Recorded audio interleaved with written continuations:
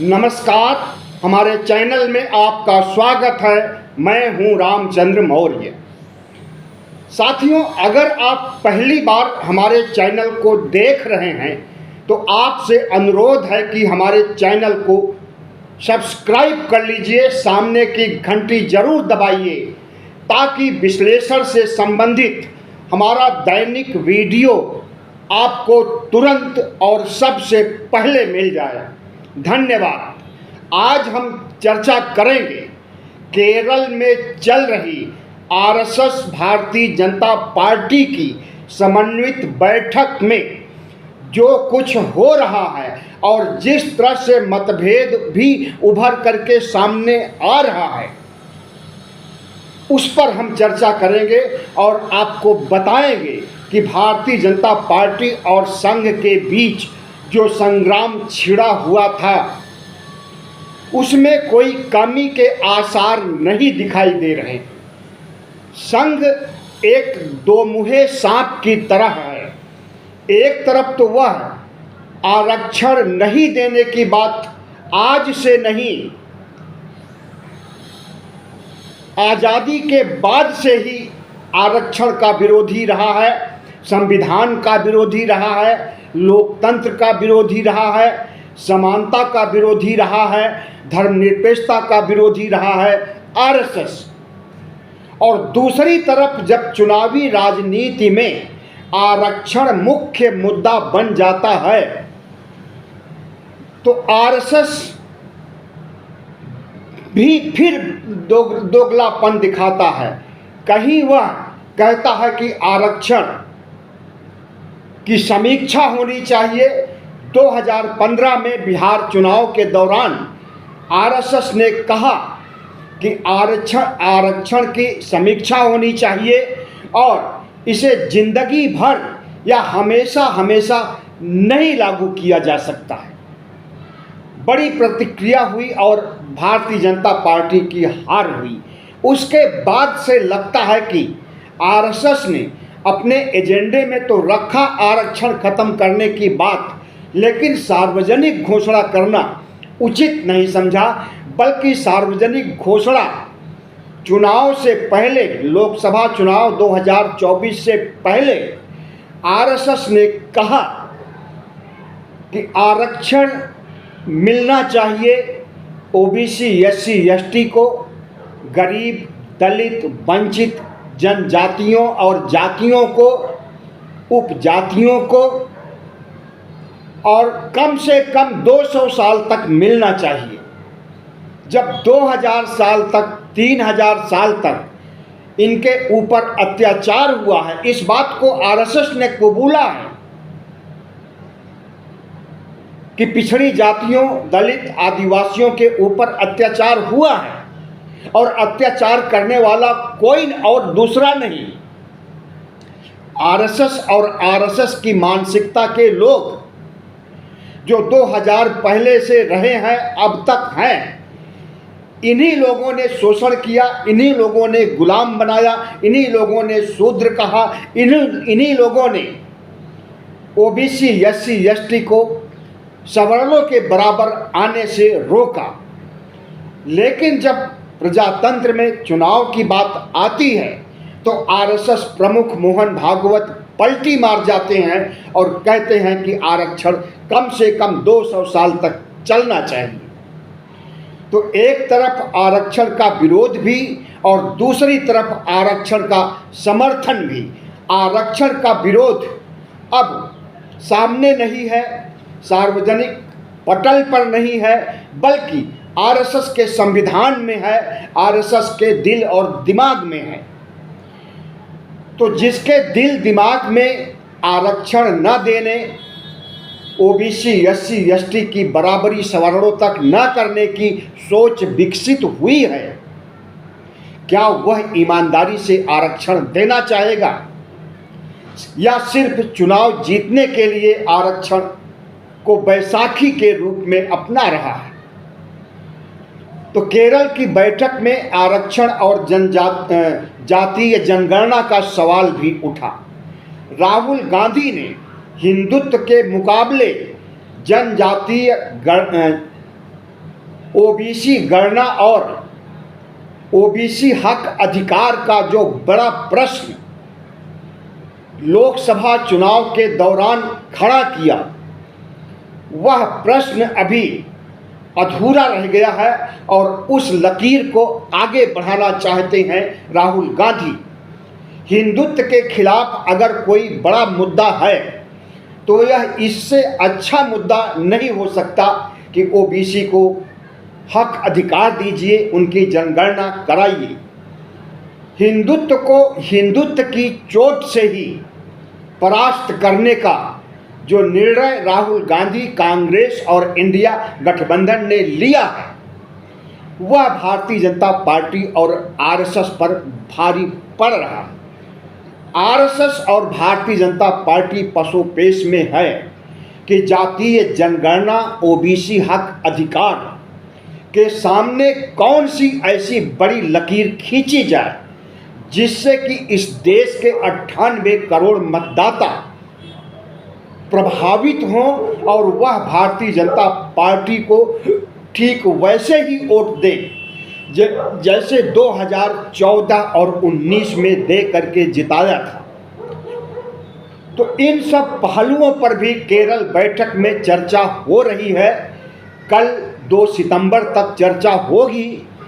शनिवार को पहले दिन की चर्चा हुई, जिसमें वायनाड में हुए भूस्खलन, जातीय समीकरण, आरक्षण और वायनाड में जो हादसा हुआ था उस पर चर्चा हुई। बांग्लादेश में हिंदुओं की सुरक्षा कैसे सुनिश्चित की जा सकती है, इस पर चर्चा हुई है। लेकिन आरएसएस और भारतीय जनता पार्टी के बीच जो खाई बन चुकी है, वह खाई केरल की बैठक में स्पष्ट रूप से दिख रही है। जो सबसे बड़ा मुद्दा था कि भारतीय जनता पार्टी पर कब्जा आरएसएस जमाना चाहता था, उसके पक्ष में भारतीय जनता पार्टी नहीं है। भारतीय जनता पार्टी का वर्तमान नेतृत्व चाहता है कि जिस तरह से 2014 से 24 तक भारतीय जनता पार्टी का अध्यक्ष प्रधानमंत्री नरेंद्र मोदी की मर्जी से होता रहा है, वैसे ही आगे भी हो। आरएसएस को दखल देने या अपना अध्यक्ष बनाने की कोई ज़रूरत नहीं है। मामला विवादास्पद था, इसलिए इसे टाल दिया गया कि या तो इसे अगली बैठक में या फिर अगले साल जब कार्यकारी अध्यक्ष का कार्यकाल पूरा होगा उसके बाद इस पर चर्चा की जाएगी। तो भारतीय जनता पार्टी और आरएसएस के बीच जो संघर्ष चल रहा था, क्या केरल बैठक के बाद वह संघर्ष रुक जाएगा? क्या आरएसएस भारतीय जनता पार्टी पर अपनी पकड़ बनाने के लिए कदम पीछे वापस ले लेगा?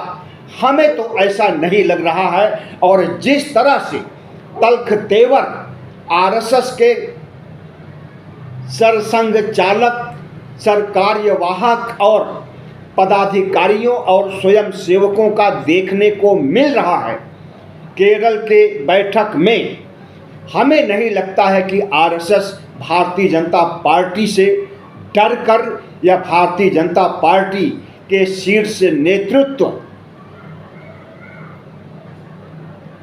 को हटाने के बारे में कोई मंत्रणा न करे। आपस में मंत्रणा जरूर होगी लेकिन बैठक में नहीं होगी। आरएसएस के अलग से जो गोष्ठियां होती हैं, विचार संवाद होते हैं, उसमें ये सब बात उठेगी। भारतीय जनता पार्टी और आरएसएस का समन्वित बैठक है और जो बैठक में बातें हो रही हैं, जो निर्णय लिए जा रहे हैं, इसकी आहट दूर दूर तक जाती है और इसका संदेश पूरे देश में जाता है। इसलिए आरएसएस नहीं चाहता है कि उसके और भारतीय जनता पार्टी के बीच के संघर्ष का संदेश पूरे भारत में जाए। तो प्रधानमंत्री नरेंद्र मोदी से आरएसएस असहमत तो ज़्यादा है लेकिन सहमत कम है। आरएसएस का गठन 1925 में हुआ और 2025 में 100 साल पूरे हो रहे हैं। इस बीच आरएसएस को मनचाही सफलता नहीं मिल सकी। आरएसएस का जो बड़ा सपना था, बड़ा एजेंडा था, उसे प्रधानमंत्री नरेंद्र मोदी नहीं लागू कर सकी। 370 में सफलता मिली। यह आरएसएस की अवधारणा थी कि जम्मू कश्मीर से 370 हटाया जाए। राम मंदिर में सफलता मिली। राम मंदिर का फैसला भी सुप्रीम कोर्ट ने भारतीय जनता पार्टी आरएसएस के पक्ष में दिया। सफलता रही फैसले में भी और राम मंदिर बनाने में भी। लेकिन राम मंदिर बनने के बाद जो उम्मीद आरएसएस और भारतीय जनता पार्टी को थी कि 400 पार सीटें कर जाएगी भारतीय जनता पार्टी, वह सपना नहीं पूरा हुआ और इस पर भी चर्चा हुई है केरल के बैठक में। मुस्लिम ग्रंथि जो कि भारतीय जनता पार्टी आरएसएस की शुरू से रही है, भारतीय जनता पार्टी और आरएसएस के शीर्ष नेता शुरू से 3 शत्रुओं की चर्चा करते रहे हैं। पहला शत्रु मुस्लिम यानी इस्लाम धर्म के लोग, दूसरे शत्रु ईसाई धर्म के लोग और तीसरे शत्रु वामपंथी। तो इन शत्रुओं को निपटाने के लिए आरएसएस शुरू से कमर कसे हुए है और इस पर केरल बैठक में भी मंत्रणा हुई। लेकिन ये ऐसी चीज़ है कि न तो मुस्लिम ग्रंथि जिस तरह से पीड़ित होती है आरएसएस और भाजपा, मुस्लिमों को इस देश से हटाने की साजिश रची जाती है। CAA NRC लाया जाता है और कहा जाता है कि CAA NRC के तहत मुसलमानों को मुस्लिम देशों में भेजा जाएगा और मुस्लिम देशों में बस रहे हिंदुओं को भारत में बुला करके नागरिकता दी जाएगी। लेकिन भारतीय जनता पार्टी कानून तो बना दी CAA NRC, लेकिन उसे इम्प्लीमेंट नहीं कर सकी और कभी इम्प्लीमेंट कर भी नहीं सकेगी, क्योंकि अब प्रतिद्वंदी पार्टी विपक्ष इतना मजबूत हो गया है कि भारतीय जनता पार्टी की मुस्लिम ग्रंथि, वामपंथी ग्रंथि या इंडिया गठबंधन को ख़त्म करने की ग्रंथि अब हमें लगता है कि साकार नहीं हो पाएगी। तो भारतीय जनता पार्टी ने आरएसएस के 2 मंसूबे पूरे किए, 370 और राम मंदिर। यूनिफॉर्म सिविल कोड भी मुख्य मुद्दा रहा है आरएसएस का। इसे भी भारतीय जनता पार्टी नहीं लागू कर सकी है और 1 नेशन 1 इलेक्शन यह भी आरएसएस की सोच है और संविधान बदलना, मनुस्मृति लागू करना और सबसे बड़ा एजेंडा हिंदू राष्ट्र बनाना। भारतीय जनता पार्टी फिसड्डी साबित हुई है। इन इरादों को, इन एजेंडों को अगर भारतीय जनता पार्टी लागू करना चाहेगी तो भारतीय जनता पार्टी का अस्तित्व ही खत्म हो जाएगा। जो भारतीय जनता पार्टी 2014-19 में पूर्ण बहुमत ला करके तीसरी बार शासन में आई है, उसे पता चल गया है कि संविधान का नाम आने तक से उसे इतनी बड़ी हार मिल सकती है और उसका 400 पार की तो बात दूर, 272 सीटें नहीं मिल सकती। तो उसे एहसास हो गया है कि हम संविधान को नहीं बदल सकते हैं, हम मनुस्मृति को नहीं लागू कर सकते हैं, हम हिंदू राष्ट्र नहीं बना सकते हैं। याद कीजिए, जब नई संसद भवन का उद्घाटन हो रहा था तो प्रधानमंत्री नरेंद्र मोदी सिंगोल की पूजा करते हैं, उसके सामने दंडवत पड़ जाते हैं और सिंगोल को लेकर पूरे संसद भवन में चक्कर लगाते हैं और सिंगोल की स्थापना संसद भवन में कर दी जाती है। तो उस सिंगोल राजनीति से यह बात ध्वनित हुई कि प्रधानमंत्री नरेंद्र मोदी भारत को राजतंत्र बनाने की दिशा में आगे ले जाना चाहते हैं, प्रजातंत्र की जड़ों को खोखला करना चाहते हैं, प्रजातंत्र खत्म करना चाहते हैं और राजतंत्र स्थापित करना चाहते हैं और राजतंत्र में हिंदू राष्ट्र बनाना चाहते हैं। लेकिन विपक्ष ने जिस तरह से सिंगोल की अवधारणा को आलोचना किया, राजतंत्र को खारिज किया और नरेंद्र मोदी के इरादों को नेस्तनाबूद किया, अपने आप में बड़ी घटना है। उसके बाद चुनाव में संविधान के मुद्दे पर हार होती है। अब नरेंद्र मोदी की हिम्मत नहीं है कि वह संविधान बदलेंगे। याद कीजिए कि जब 9 जून को शपथ लेने प्रधानमंत्री जा रहे थे, तीसरी बार शपथ लेने, तो सबसे पहले वह संविधान के पास जाते हैं और उसे माथे से लगाते हैं, गले लगाते हैं, सजदा पढ़ते हैं, उसके बाद शपथ लेते हैं।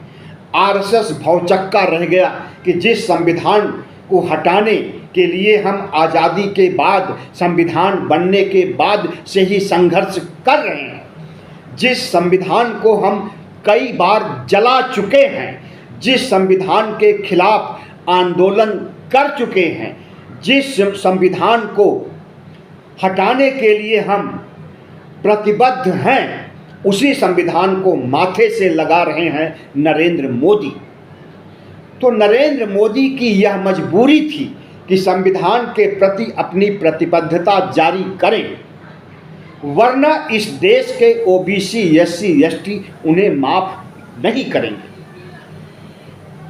तो सच पूछिए तो हमें लगता है कि आरएसएस के इरादों को अगर भारतीय जनता पार्टी कार्यान्वित करना चाहेगी तो वह जड़ से खत्म हो जाएगी, भारतीय जनता पार्टी डूब जाएगी। अगर समानता के सिद्धांत को, सामाजिक न्याय को भारतीय जनता पार्टी नहीं मानेगी, और आरएसएस तो कभी माना ही नहीं, आज भी नहीं मान रहा है, आगे भी नहीं मानेगा, तो सामाजिक न्याय को मानना नरेंद्र मोदी की मजबूरी है। और अगर सामाजिक न्याय से मुकरते हैं या इसे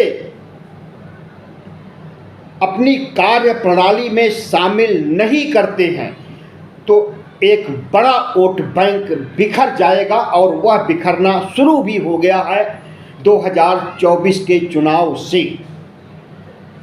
आरक्षण और जातीय जनगणना नरेंद्र मोदी मन से नहीं स्वीकार कर रहे हैं, हृदय से नहीं स्वीकार कर रहे हैं, ऊपर से स्वीकार करने के पक्ष में लगता है कि अब खड़े हो गए हैं। और सबसे बड़ी बात कि कांग्रेस और राहुल गांधी इंडिया गठबंधन ने उन्हें मजबूर कर दिया है कि जातीय गणना कराई जाए। सितंबर महीने, इसी महीने से जनसंख्या गणना जो हर 10वें साल होती है, जो 2021 में नहीं हो सकी है, उसे 2024 में शुरू किया जा रहा है। और उस जनगणना के साथ ओबीसी जनगणना भी कराने के लिए प्रधानमंत्री नरेंद्र मोदी विचार कर रहे हैं और इसका संकेत भी दे चुके हैं। जब अमित शाह कहते हैं कि जनगणना और ओबीसी जनगणना के खिलाफ भारतीय जनता पार्टी नहीं है, तो इसका सीधा सा अर्थ है कि जनगणना कराने के लिए मन बना चुके हैं या मन बना रहे हैं। और अगर नहीं बनाएंगे तो मध्यावधि चुनाव में या फिर 2029 के चुनाव में भारतीय जनता पार्टी का सफाया होना निश्चित है। अगर आरएसएस के एजेंडे को पूरा करना चाहेंगे तो निश्चित रूप से प्रधानमंत्री अब नहीं कर सकते हैं, क्योंकि संविधान की बात तो मैंने आपको बता दी। सबसे बड़ा एजेंडा जो आरएसएस का हिंदू राष्ट्र का है, और उसी हिंदू राष्ट्र के लिए आरएसएस की स्थापना 1925 में की गई थी और 100 सालों तक उसे सफलता नहीं मिल सकी। लेकिन 2014 से आरएसएस को लग रहा था कि 2025 तक भारत हिंदू राष्ट्र बन जाएगा, संविधान बदल जाएगा, मनुस्मृति लागू हो जाएगी। लेकिन नरेंद्र मोदी यह काम नहीं कर सके। यही वजह है कि संघ नाराज है और भारतीय जनता पार्टी पर अपनी पकड़ बना करके भारतीय जनता पार्टी के वर्तमान नेतृत्व को साइड करना चाहता है, या यूं कहें कि गुजरात भेजना चाहता है। लेकिन आरएसएस ने केरल के बैठक में इसकी अनुभूति नहीं होने दी, क्योंकि अगर इसकी अनुभूति वहां पर प्रकट की जाती तो यह बात पूरे देश में जाती और भारतीय जनता पार्टी के अस्तित्व पर सवाल खड़ा हो जाता कि आरएसएस चाहता ही नहीं है कि भारतीय जनता पार्टी आगे राज करे। तो जो कुछ मनुस्मृति युग लाने में सफलता नहीं मिली प्रधानमंत्री नरेंद्र मोदी को, हिंदू राष्ट्र बनाने में सफलता नहीं मिली प्रधानमंत्री नरेंद्र मोदी को, संविधान बदलने की सफलता नहीं मिली नरेंद्र मोदी को, इसके लिए आरएसएस नाराज है और उसकी नाराजगी को सवर्ण जातियों के लोग महसूस कर रहे हैं। लेकिन उसकी नाराजगी और उसके स्वार्थ और उसके अन्याय को इस देश के ओबीसी, एससी, एसटी के लोग भी महसूस कर रहे हैं। जिस तरह से भारतीय जनता पार्टी को भारतीय जनता पार्टी के प्रमुख या यूं कहें अध्यक्ष जेपी नड्डा ने आरएसएस के खिलाफ चुनाव के दौरान बयान दिया था और कहा था कि अब हमें आरएसएस की ज़रूरत नहीं है, भारतीय जनता पार्टी सक्षम है चुनाव जीतने में। लेकिन जब रिजल्ट आते हैं तो 4 जून को जेपी नड्डा, अमित शाह, नरेंद्र मोदी सबके कान खड़े हो जाते हैं और उन्हें लगता है कि संघम शरणम गच्छामि का नारा हमें बुलंद करना ही पड़ेगा और संघ की शरण में जाना ही पड़ेगा, क्योंकि संघ के प्रचारकों ने 2024 में हाथ खींच लिया था। कुछ चुनिंदा राज्यों में संघ प्रचारकों ने 2024 के चुनाव का नरेंद्र मोदी के पक्ष में प्रचार जरूर किया और उन राज्यों में भारी सफलता भी मिली। वे राज्य हैं मध्य प्रदेश, छत्तीसगढ़, गुजरात, उत्तराखंड। इन राज्यों में लगभग 100% सीटें भारतीय जनता पार्टी को मिली। लेकिन जिन राज्यों से प्रचारकों ने हाथ खींच लिया था नरेंद्र मोदी का प्रचार करने के लिए, उन राज्यों में बड़ी असफलता मिली, जिसमें उत्तर प्रदेश प्रमुख है। तो आरएसएस प्रमुख को भी लग रहा है कि भारतीय जनता पार्टी की मजबूरी को समझ रहे हैं और अगर उसकी मजबूरी को नहीं समझेंगे, अपनी बातें मनाने पर अड़े रहेंगे, तो हम समझते हैं कि आरएसएस का वजूद भारतीय जनता पार्टी से है, 32 संगठनों से है। आरएसएस के 32 संगठन हैं और इन 32 संगठनों में भी उहापोह की स्थिति है। आज किसान संघ कहीं नहीं दिखाई दे रहा है किसानों के साथ लड़ाई लड़ने के लिए, किसानों के हित में आवाज़ उठाने के लिए किसान संघ नदारद है। आदिवासी कल्याण समिति जो इनकी है आदिवासियों के उत्थान के लिए, वह भी कहीं नज़र नहीं आ रही है। और पिछड़ी जातियों को साधने के लिए जो इनका संघ का जो संगठन है वह भी कहीं नज़र नहीं आ रहा। 32 संगठन हमें लगता है सिर्फ नाम के लिए हैं। उनका काम छिन गया है और काम छीनने का काम राहुल गांधी ने किया है। जातीय गणना कराने के लिए, ओबीसी को हक अधिकार देने के लिए, किसानों को एमएसपी देने के लिए, बेरोजगारों को रोजगार और इंटर्नशिप के नाम पर पैसे देने के लिए जो चाल राहुल गांधी ने चली है, आरएसएस इस चाल के समानांतर बड़ी लकीर खींचना चाहता है। और इस बड़ी लकीर के लिए केरल बैठक में चर्चा जरूर हुई, लेकिन कोई सहमति नहीं बन पाई। अब देखिए कल यानी 2 सितंबर को आखिरी दिन की बैठक में आरएसएस क्या निर्णय लेता है और उसे अपने निर्णय में कितनी सफलता मिलती है। भारतीय जनता पार्टी को शक्तिशाली बनाने के लिए और शताब्दी वर्ष मनाने के लिए क्या क्या रणनीतियां बनाई जाती हैं वह तो समझ में आता है, लेकिन जो मुख्य मुद्दे, ज्वलंत प्रश्न राहुल गांधी ने छेड़ दिया है हिंदुत्व के खिलाफ, ओबीसी कार्ड को ला करके इसकी काट कल भी निकाल पाने में असमर्थ होंगे मोहन भागवत। बहुत बहुत धन्यवाद। हमारे चैनल को सब्सक्राइब कीजिएगा, लाइक कीजिएगा और शेयर कीजिएगा।